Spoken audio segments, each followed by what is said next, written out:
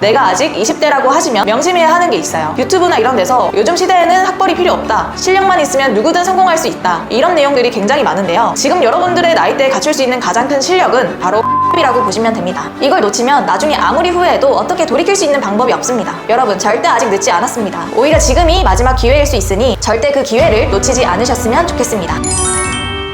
안녕하세요. 오늘은 대학교 편입에 적정한 나이는 몇 살일까에 대해 이야기를 해보려고 하는데요. 본격적으로 편입을 준비하기 전에 수험생들이 가장 많이 하는 고민이 바로 이 나이에 관련된 문제일 겁니다. 지금 내 나이에 편입 도전을 해도 되는 건가? 만약 합격을 한다고 해도 나이 때문에 적응을 못하면 어떡하지? 이런 걱정들을 굉장히 많이 하시더라고요. 그래서 오늘은 직접 편입을 해봤던 제가 이런 궁금증과 망설임을 해결해드릴 수 있는 답변을 준비했습니다. 그럼 바로 시작해볼게요. 일단 첫 번째, 편입을 시작하는 나이대는 대체 보통 몇 살일까요?